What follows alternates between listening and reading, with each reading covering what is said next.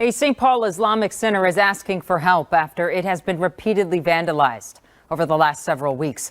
The Council on American Islamic Relations has stepped in to condemn what has happened and ask the community for help, and also to lead a broader discussion on hate. At a place of community, at a place of worship, this is an unwelcome sight. I don't know how they in, because I am the only person who have the key. Somehow they open for the inside and they vandalize the whole building. It happened in June, again on August 24th, then again the day after. Darul Uloom director Osman Igal says he's calling it what it is, a hate crime. They assaulted more than at least 5 times or 6 times last 2 weeks or 3 weeks. They broken at least 4 times our cars for the windows. So the hate crime, that is the reason I'm using for the hate crime. If something happened one time, you may say everything happened one time, but the one happened yesterday or before yesterday is what you worry. I'm the leader for the community, so people when they come here, I have to worry. That's my responsibility. This is why the Council on American Islamic Relations of Minnesota stepped in. CAIR contributes little to this story. Instead, they insert their political message into the broadcast. Their message is always the same. Muslims are at risk from their fellow citizens, and they need CAIR to protect them. TV station CAIR broadcast 3 statements by the CAIR representative that he uses to justify his claim that Muslims are under siege in America. Muhammad Ibrahim, the deputy director of CAIR Minnesota, says attacks like this on places of worship have been happening for a long time. We've been seeing incidents like this happen since 2016. We have seen, a mosque that was bombed. Recently, we had another imam that was actually physically assaulted. First, he brings up the Dar al-Farouk mosque bombing. This is a different mosque, a different subject. And I know I speak for a lot of people who wish the Dar al-Farouk would stop being such a bad neighbor and follow the law. The bottom line is that they, Dar al-Farouk, are overburdening the site at 82-1 Park Avenue on an ongoing basis, and it's becoming a detriment to the community. When Dar al-Farouk applied for its conditional use permit and its JUA, it misrepresented the size and the use intentions it had to you. It never intended to live by the occupancy and use limits it proposed, and promptly became a runaway abusive use, and you allowed it. Their data grossly misrepresented their intentions concerning intensity of activity, attendance, hours of operation, parking, and actual uses. I'll give you an example. They had a university come in, which your old city manager said was not an allowed use. You let them do it. A continuous traffic, extraordinary overparking by up to 2,000 parishioners. You'll recall they said they would have about 300-400. Serious traffic hazards to small children in a residential neighborhood that has a lot of them. And hours of operation extending to 3 o'clock a.m. during at least 1 month a year. One of your councilmen said, I wouldn't tolerate in my neighborhood in an earlier council meeting. Parking lot spaces blocked by double parking and lane parking means that cars are unable to get out once parked, threatening the safety of park users who may have children that suffer, for example, a peanut allergy or a broken limb and have to get out of there.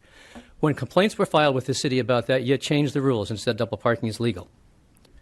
According to your police officers, you have privileged Dar al-Farouk worshippers above all other religions by making Smith Park a Dar al-Farouk only zone after the park is legally closed, excluding worshippers of all other faiths or citizens of no faith. It requires the city to use a laborious 5-phase, 6-month enforcement process to correct any Dar al-Farouk violation, truly a non-enforcement clause. You are privileging Dar al-Farouk above other religions.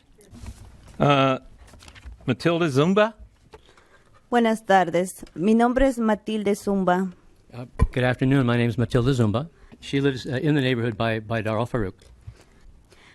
I have 2 small children that are always playing outside. I'm very afraid because there's a lot of traffic and a lot of speeding, and the people of the Dar al-Farouk community don't respect our speed limits and our safety of our children. I'm also now afraid to take our children to the park because there are many children there who don't respect the rights of our own children to play there. A lot of times the other children don't want to work together or share with our children. Sometimes their parents are there and they may shout at them, but they don't do anything and just let their kids continue to interfere.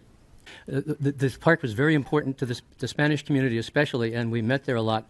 But now we don't because it just don't feel like taking our children there. And now the community doesn't like to go there because we don't feel safe.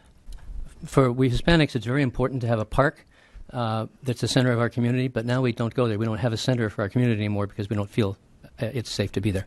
This is in no way excusing people throwing bombs around, but it is an example of what happens when city authorities don't enforce the law.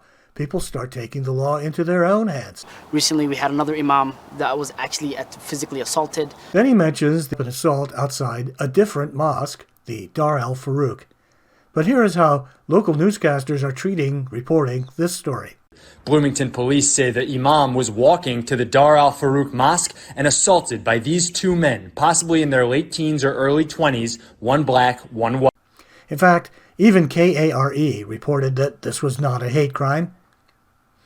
Imam Mohammed Mukhtar found himself surrounded by friends and supporters on this Friday afternoon in Bloomington, a week after being attacked by two teens while on his way to Dar al-Farouk Mosque. News came down from the Hennepin County Attorney's Office. A 16-year-old boy and his 13-year-old friend had been charged in the assault.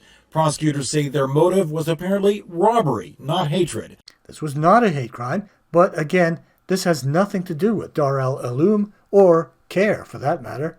So why bring it up? And why didn't the reporter correct him? Tensions are high for literally everybody right now. How is CAIR preparing for the next few weeks? Finally, he encourages people to vote.